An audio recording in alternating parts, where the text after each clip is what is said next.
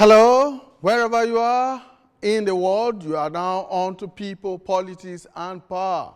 I am Imoni Amarere. Welcome. Nigeria is once again on the edge.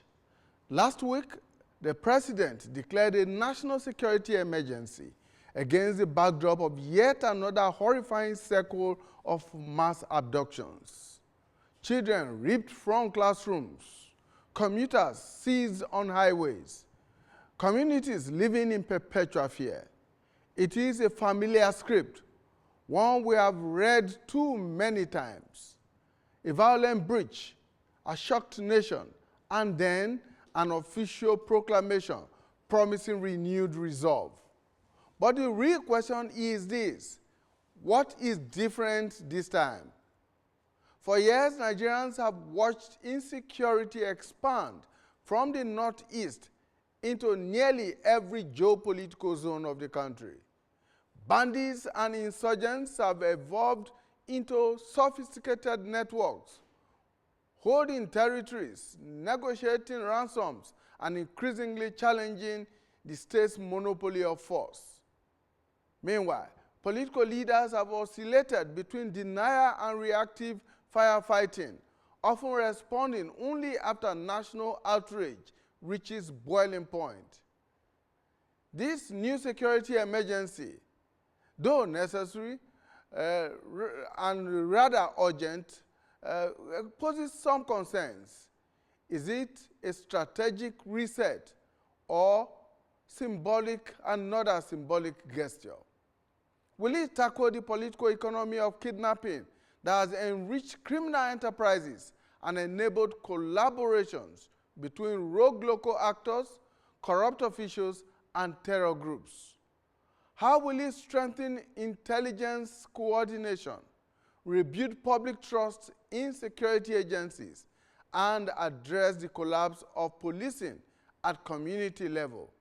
And very crucially, will it go beyond militarized responses to confront the governance failures that allow insecurity to thrive? As Nigerians grapple with the trauma and uncertainty, today's discussion will ask whether this emergency marks a turning point or simply another entry in a long ledger of unfulfilled commitments. The stakes could not be any higher. National stability, democratic credibility, and the safety of millions of Nigerians hanging in the balance. These are the issues we'll be looking at. And I'm joined in the program by three gentlemen who, in their own rights, are very knowledgeable in their different fields.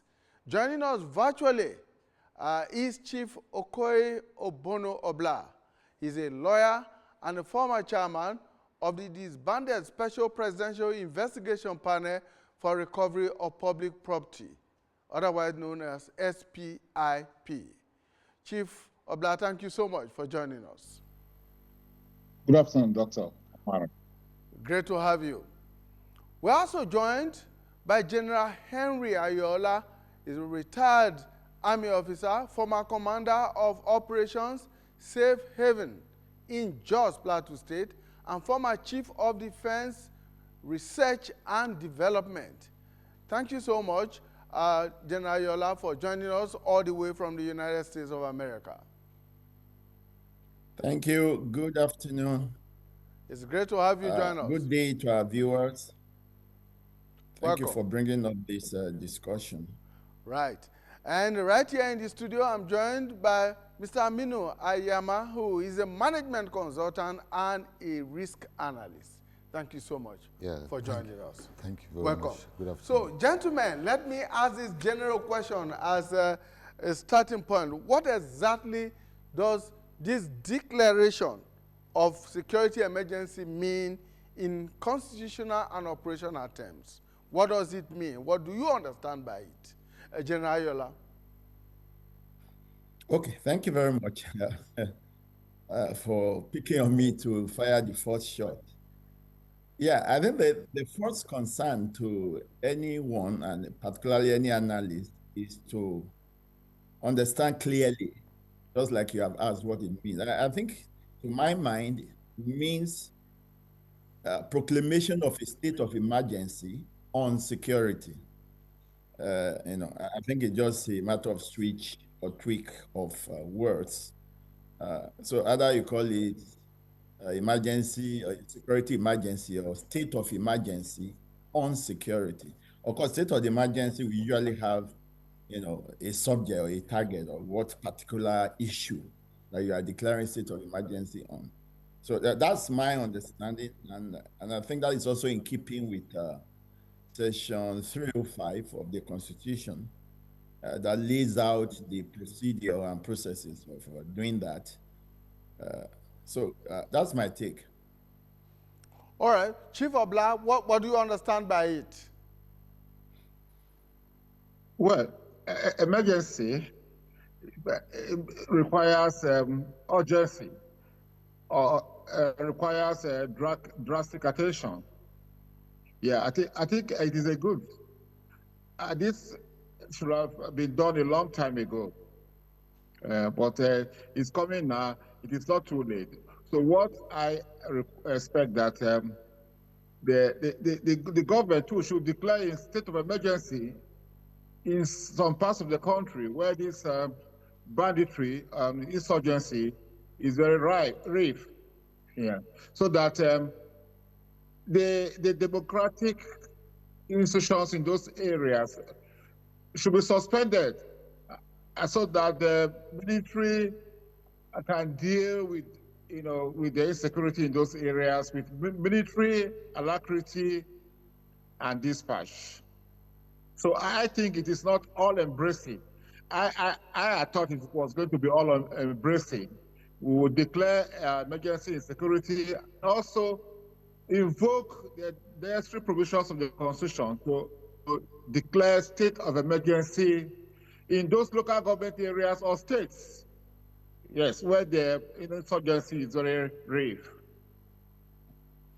Okay, well, Mr. Yama, let's come back to you. From a risk analyst point of view, should this have gone beyond what was declared? According to Chief Obla, perhaps there should have been a total declaration of state of emergency in the most affected areas of the country.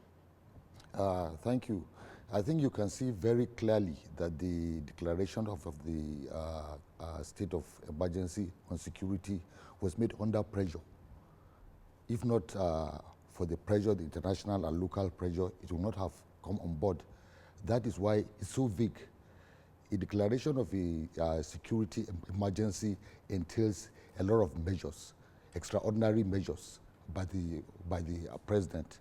One, the president has to restrict movement, come out clearly to restrict some simple liberties like media broadcasts, like social media, in all these areas, to downplay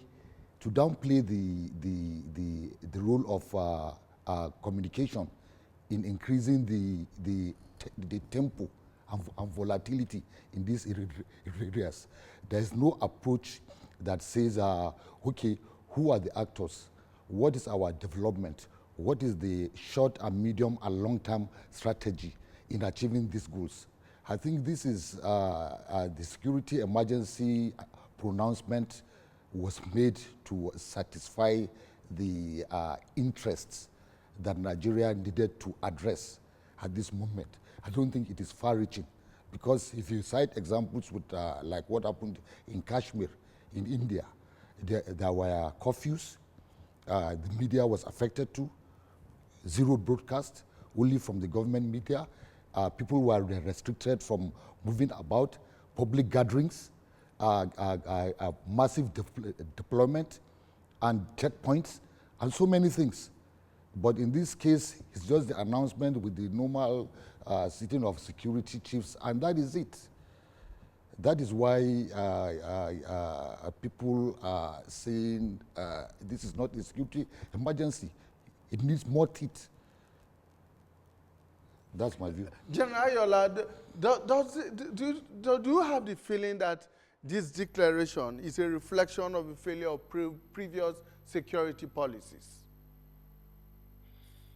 Okay, thank you very much. Maybe I need to expatiate on, defining this proclamation itself.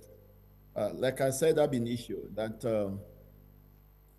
usually the background to a declaration of, state of emergency is given, which I think the whole nation, no one is left in doubt as to the state of physical security of the nation, which is the focus.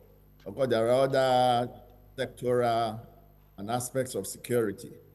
I mean, obviously, the focus is on physical security with the outbursts. There were threats issued following Trump's statements about the country.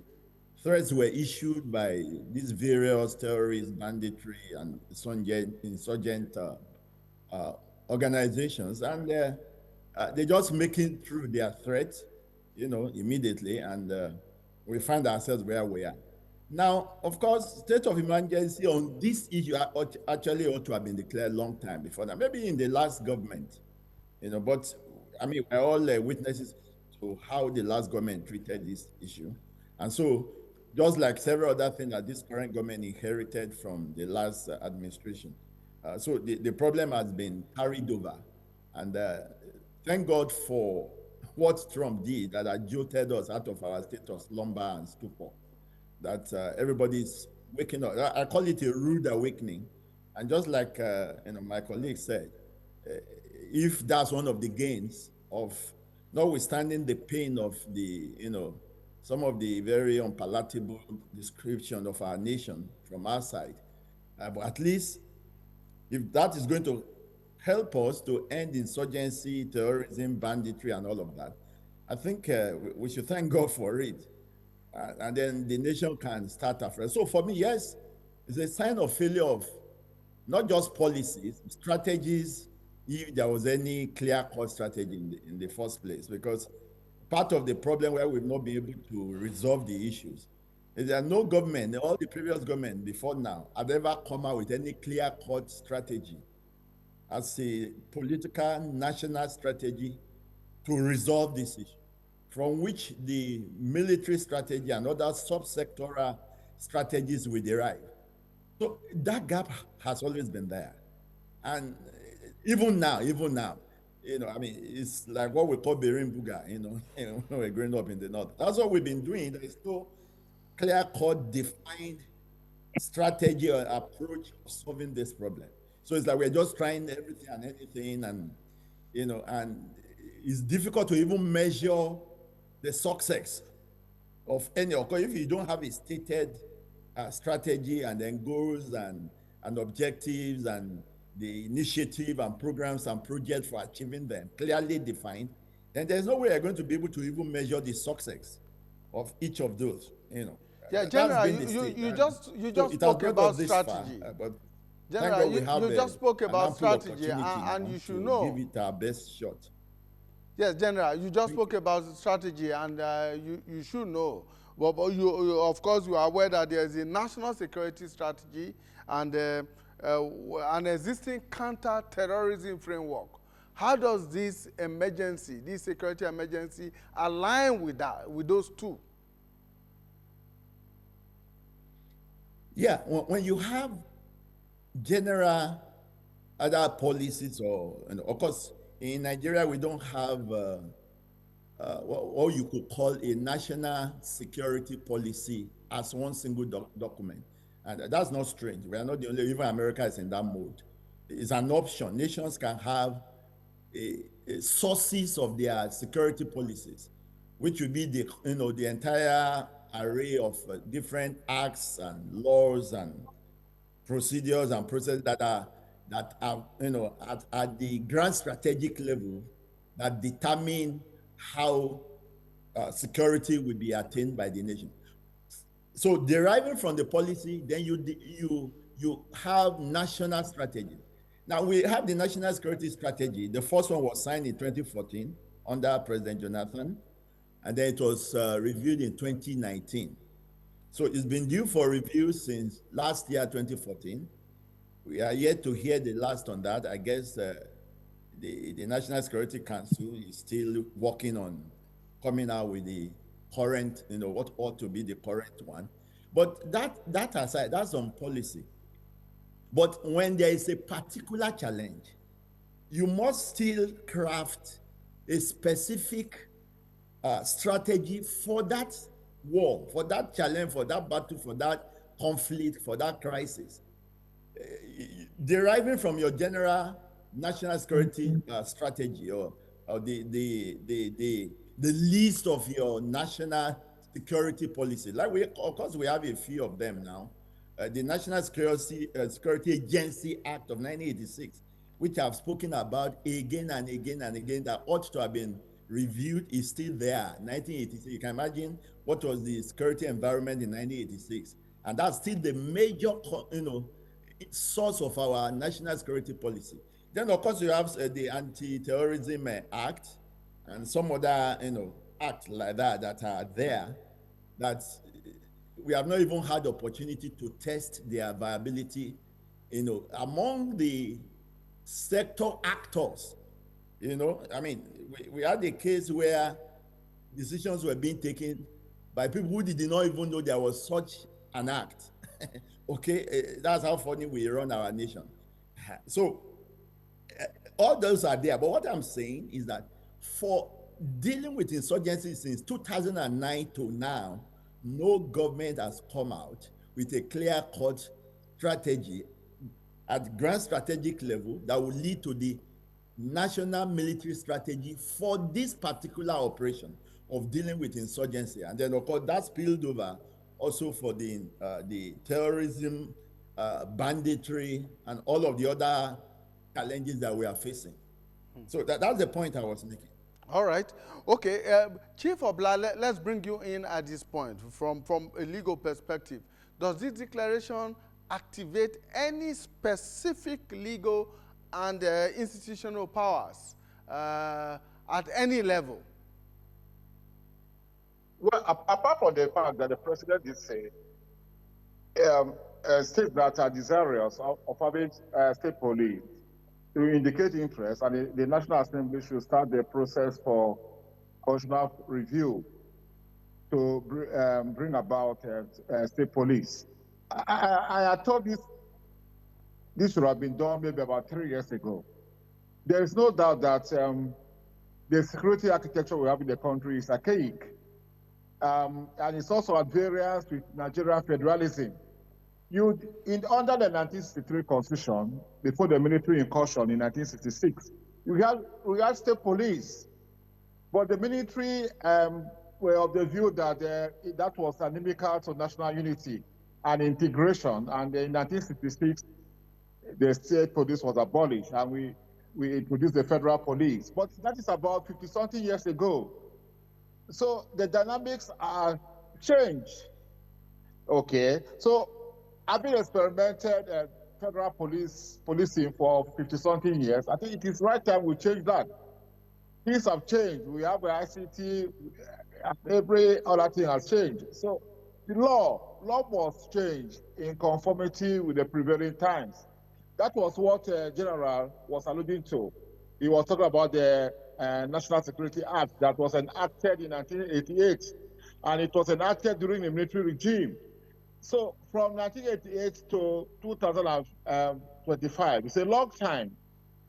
Law is very dynamic. Law grows every day, and the law must reflect the changes in society. So I think the state police is nice, is good, because we are going to have police officers who are from maybe a particular area of Ondo State or a particular area of Cross River State. They will understand the dynamics of that area, the behavior of people from that area better than bringing a policeman from Lagos and post him to Bakassi or post him to a location in Jos or Kano. He will not be able to understand the culture of the area. A policeman should understand the culture, the sociology, the psychology of the people living in a particular area. So I think it is good. I think the National Assembly should, as a matter of urgency, commence a process for constitutional review so that we can have state police. I think if you have state police, it will go a long way. It may not end the insurgency or banditry, but it will go a long way in stopping, or reducing, because insecurity is everywhere. Even the United States of America, United States has 18,000 police services, apart from FBI and CIA. But yesterday, you must have read about what happened in California. Yes, so there is no day that we don't experience domestic terrorism in America or gun violence. So you can see that it is a global thing. Yes, but the good thing is that in the US, when you do that, they will go after you and get you. But the difference is in Nigeria, you can do that and escape from accountability. But let's start with the state police. Yeah, the local governments can also have their police departments, because in this country, before the military came into power, we used to have native authority police. Yes, so we can also introduce local government policing, state policing, and then we'll have federal policing. I think that will go a long way. Okay.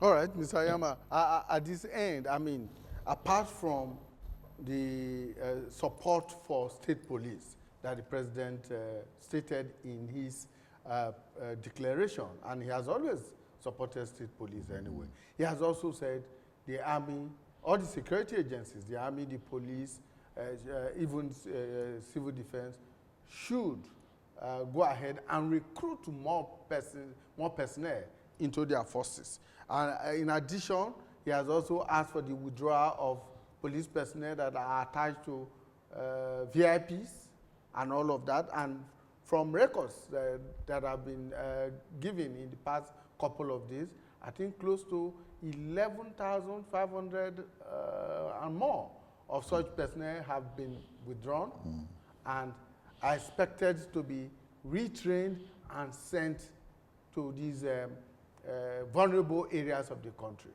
Now, the problem is, or the challenge, not a problem, but the challenge is how soon, how quickly can these deployments be done, these recruitments and then deployment be done to nip this situation in the bud? Okay.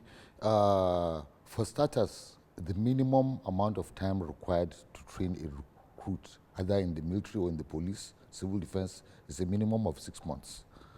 So we'll be static for the next 6 months. These are stopgap measures that have been taken. They are all they're like a quick reaction strategy to address these issues. But you will agree with me that Nigeria has had a pacifist defense policy right from the Civil War. Nigeria's reaction to the declaration of independence by Biafra was first a police action. And immediately the war ended, we had the 3 R's. There was no sit down to say, hey, look, how did we get here? What happened?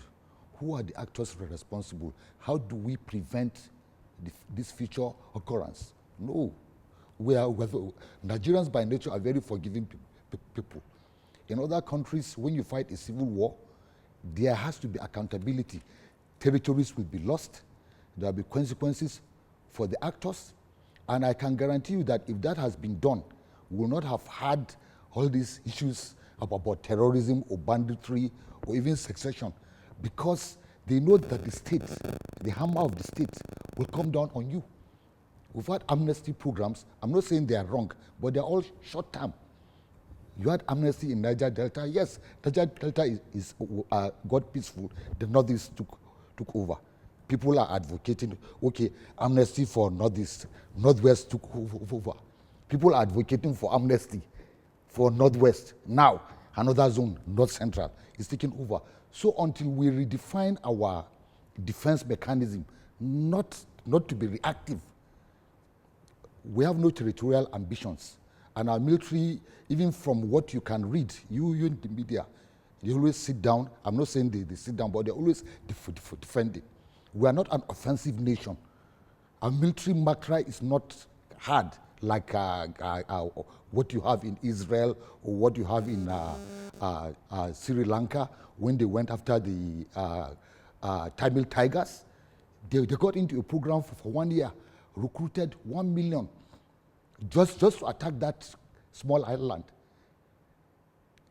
Procured arms, and they went and they told all civilians, this deadline, please get out of that zone. They cordoned it and they destroyed them. And they've had peace since. Can Nigeria do that? No. We have a litany of international bodies who will come in, oh, gross abuse of human rights. Our local activists too will now start theirs.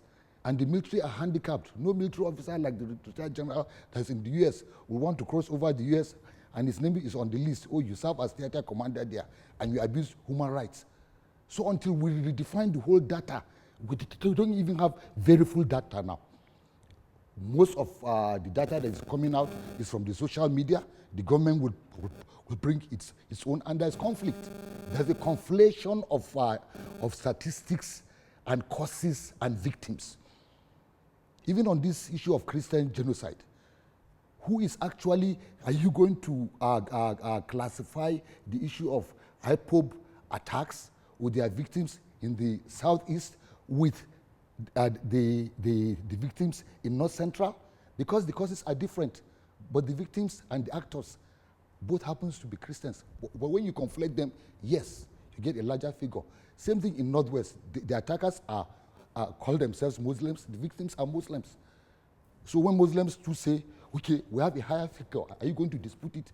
The government has to have a commission, a sit down, that look, let us start from the beginning.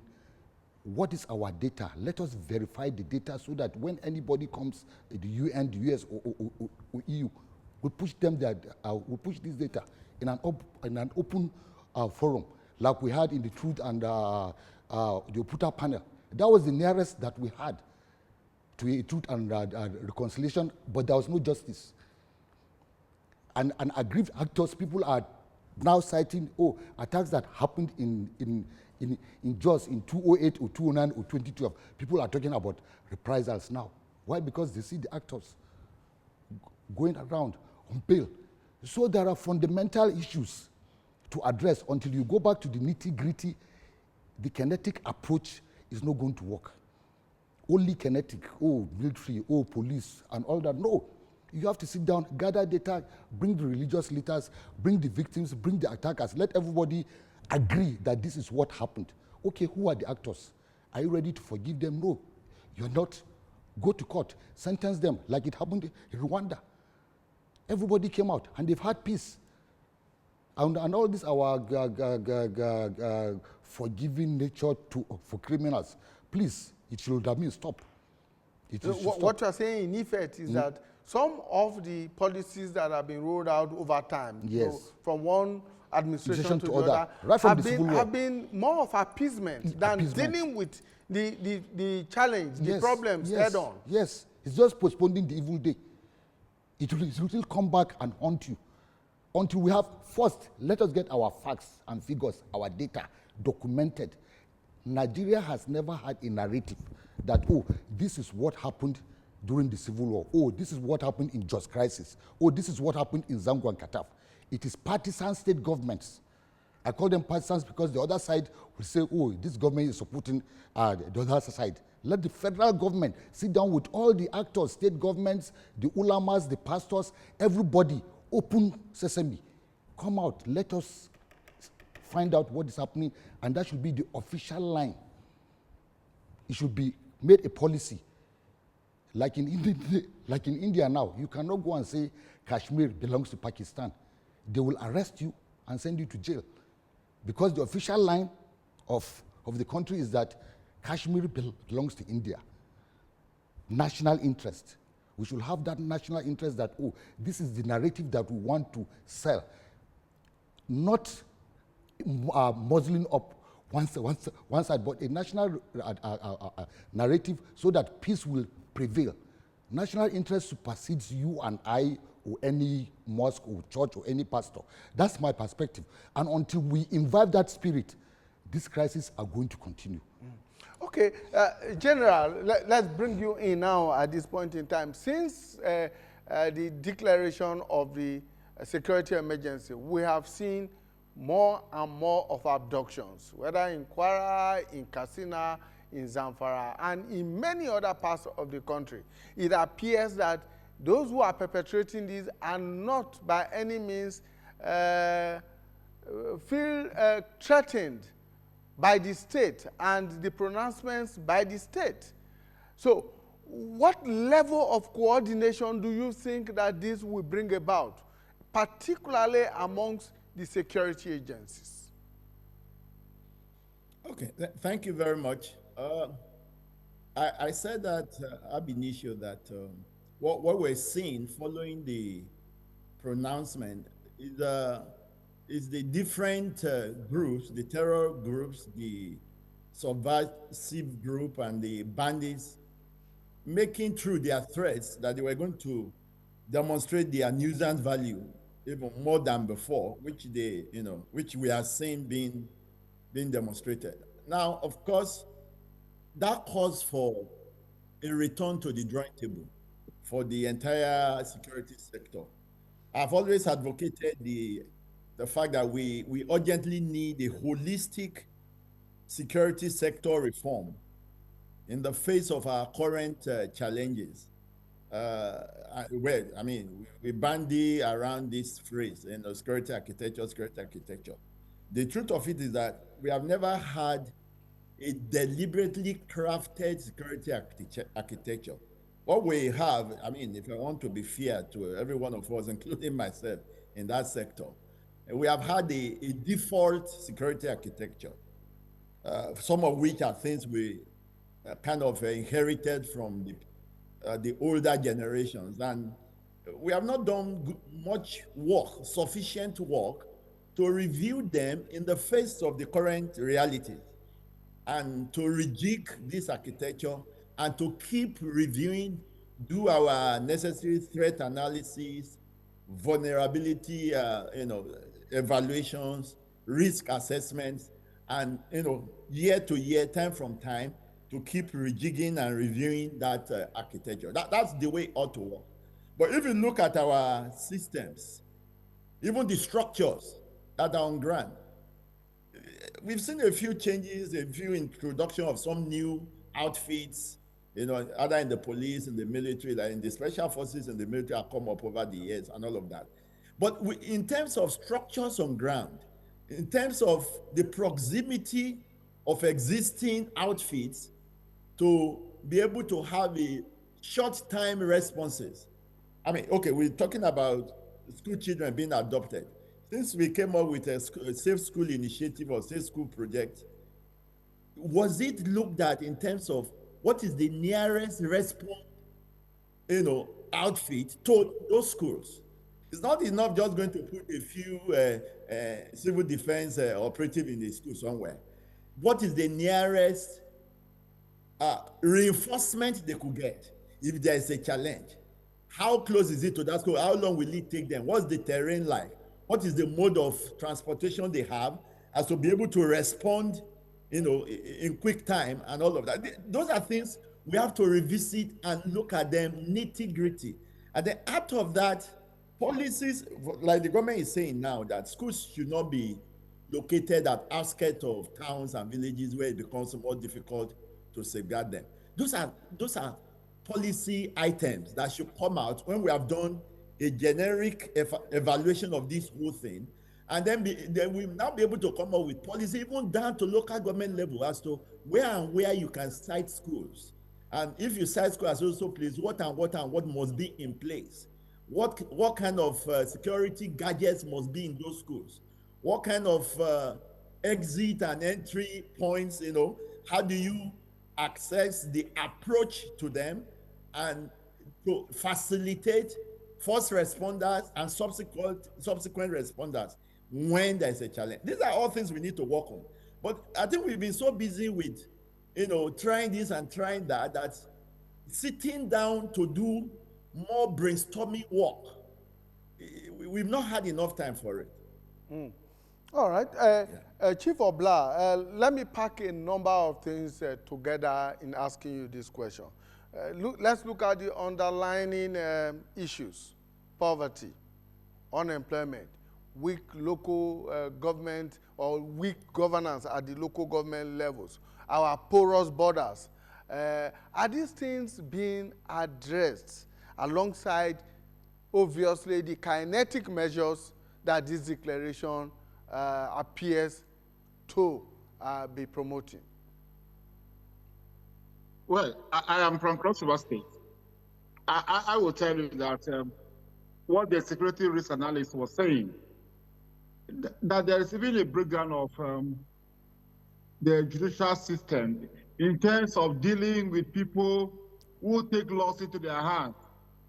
And also the lackadaisical manner, serious issues are raised. Let me give you an example in my state. When Donald Duke was governor in 2006, in a local government known as Abi local government area, two communities fought, Ebijakara and Ebom. Ebom used a militia force to attack Ebijakara. And Ebijakara was bombed. And then today, as I'm talking to you, there is nobody living in Ebijakara. How has the government of Cross River State treated this issue? For the past, 2006 or 2025, almost 20 years, I can say that the Ebijakara people are internally displaced people. The Cross River State government set up an inquiry, and a report was, a recommendation was made, a white paper was issued, not implemented. When Governor Yade was governor, he set up another administrative inquiry on the same issue, headed by the former Senate leader, Senator Victor Dobegwa, SAN. The white paper was issued, but the white paper is resting in a cupboard in Calabar. So those people who went and bombed Ebijakara, destroy all the houses and schools, health centers, have they been punished? Nobody has been punished. These are the things that are emboldening people who are terrorists, who are bandits, or people who are anarchists, because nobody is made to account for what he has done. That is not how to move this country forward. Yes, so that is the issue. Okay. The government, the federal, state government, local government have a stake in the security of life of the people, or the welfare of the people. Are they working together? Is there a synergy?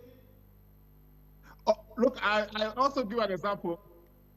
My own community, the police station that was built maybe during the colonial period, that town has grown into over 500,000 people. But we are still having that small police station that was erected by the colonial masters in the 1940s, dealing with a population of over 500,000 people in an age where the young people are very intelligent. There is ICT, there is technology. You can stay in your house and do whatever you want to do, So that is the issue. So Okay. we must sit down as a country and address all these issues, archaic laws, archaic policies, and ensure that we bring all those things in conformity with the prevailing times, the dynamics of society that has grown so big, expansive. All right, Chief. Let's take a while and hear the voices of some of the people who were recently impacted by the abductions in certain communities in Niger State, for instance, where school children were abducted.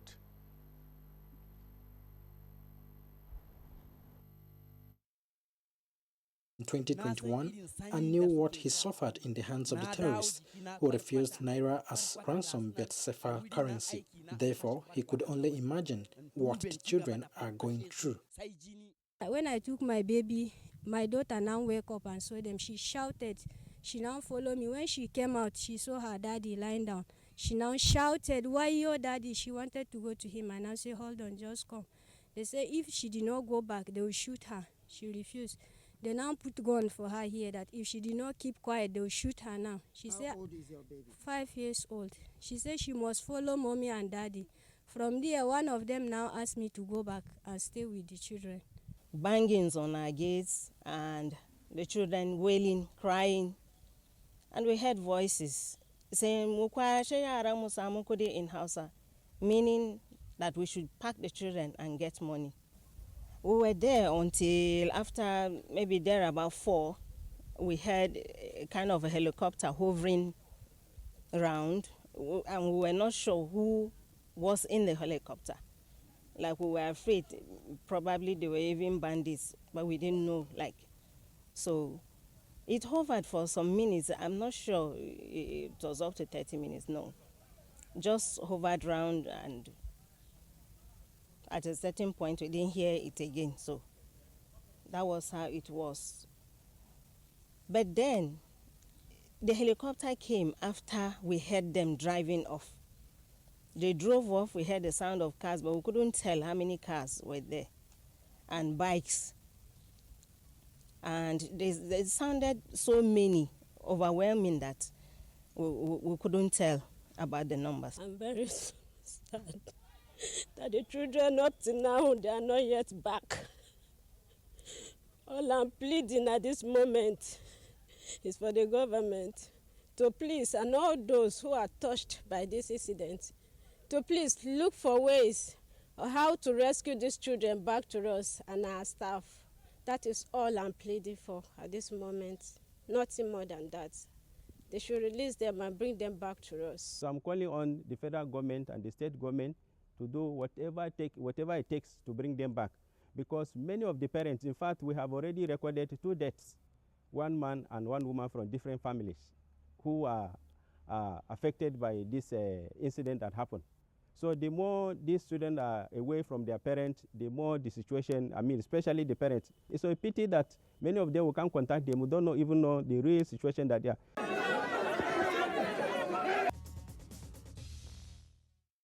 Some of the parents of the Papiri school children, that's the Catholic school in Papiri in Niger State, where, as we understand, over 300 children were taken, some of them as young as 6 years, and as we understand, perhaps the oldest will be about 15 years, very young children who should be in the comfort of their homes and in the comfort of the presence of their parents. Right, so now when we come back to this issue, what do you think, or how do you think victims of these kind of attacks and abductions should be supported beyond their rescue? Okay, I think we should have a dedicated crisis centers with therapists and clergy who should be able to address these emotional traumas that the parents face. Number one, with verifiable, adequate information. That the parents should not rely on social media, because 90% of social media is false news. But that center should address holistically the issues of the families of the victims left, so that there will be reassurance that there is a government in place who is working hard to rescue their wards and their children. And secondly, to reassure the nation too, because right now we have an issue of almost self-help. Everybody is saying, oh, take up arms and defend yourselves. And even elements in the security services are even saying that. I saw a couple of videos with a head of a security agency, another one too, saying that. So it deflates the confidence that you and I have as citizens, that we have a government with a security apparatus that is ready to defend ourselves and our country. Secondly, Nigeria approximately about 250 million now, our population. Everybody that is wearing a uniform now in this country, the military, police, civil defense, under 1 million. How is that workable? even in abstract times. That is one. Two, our response time, like the general mentioned, we should have certain centers with drones, helicopters, communication, and combat-ready troops scattered that should be ready to respond in 30 minutes in every incident, in every geopolitical zone. It is our response. The response time, these terrorists and bandits, they ride motorbikes in rural areas. Before you speak to the brigade commander or the theater commander to blow his bugle or make an announcement to deploy, arrange for their welfare, their food, they've got hundreds of kilometers. So that's why we shall forever be defeated. We cannot react the way we are supposed to. Secondly, everybody is clamoring for state police. And I see a danger in the rush because we had native police. It was unilaterally disbanded and merged into police. There is no culture and tradition of state policing now. If they come into being, what are the mechanisms? Who's going to profile the recruits? The guard race. Yes. Who's going to profile them? What are the policies that are going to... And what is the guarantee that some of these bandits and terrorists will not be recruited into such... That is why I propose a state police commission at the federal level. Even their commanders should be appointed from the ranks of the police, and you must have not less than 10 years before you retire to be a commissioner of a state police command, so that you know you are risking your career and your pension and gratuity. And they should have internal affairs. They should not operate cells. They should not arrest anybody and lock him up. Anybody arrested should be handed over to the national police, because there will be abuse. Okay. Yes. All right. General, as we round up our discussion, there are those who argue, for instance, that since the abduction of these children in Niger State, for instance, there ought to have been, like Mr. Ayama said, a crisis center set up in that area to provide psychosocial support, to provide rehabilitation, and possibly compensation when they are eventually rescued. Why is that not so? Oh, okay. Thank you very much. Well, that's a duty that is actually outside the security sector. Just like Mr. Ayama said, that speaks to the whole of society approach to solving this problem. Like he is suggesting that should even be, a Ministry of Interior at state level. I mean, at the level where we are now. But what we're saying is we have state emergency management agencies, which are, at the state level, which work with the National Emergency Management Agency at the center, who are supposed to have, an array of these trauma management, outfits, medical, psychological, religious, spiritual, and all of that can have such center and handle it. We have what is called national emergency centers or communication centers, that when you call the emergency number 112, it will be answered from that center. Again, we have not had enough publicity of that number. These outfits exist already. Well, I can tell you, many Nigerians don't even know about this emergency number 112. And I want to use this opportunity to appreciate the current Director General of National Orientation Agency. I mean, you can see, at least for the first time, seeing somebody who is engaging the nation. Maybe he should also take up publicizing these emergency communication centers and the emergency number 112, so that Nigerians can know that this exists. And we should have elements of such trauma management people at that center also, who can be the first set of responders, who can take calls and then know where to direct such people to, either hospital or local government centers where such outfits will have been set up. Yeah, these are a whole array of things that need to be done because these things were not in place before now. We've never had this kind of challenge before as a nation. But since you say we are rounding up, let me say this. The real issue about this so-called security challenge is political power problem that we have. I've said this again and again. And until we address this, the nation is suffering from a clash of civilization, clash of culture, clash of identities, clash of interests, clash of ideology, clash of principles, clash of values. That is what we are suffering from. And that's why we have not been able to, as a unit, in a holistic, collective approach, address this problem. Because we are not even agreed as to who is the enemy we are fighting. We are not even agreed as a nation as to who are the adversaries of the nation. And so that all of us can come behind one effort to say, this is the way to approach it and put this to an end. We need to address that. And let me thank the Southern governor and the Southern traditional ruler who had a meeting in Ogun State recently. We need that kind of meeting for the whole nation.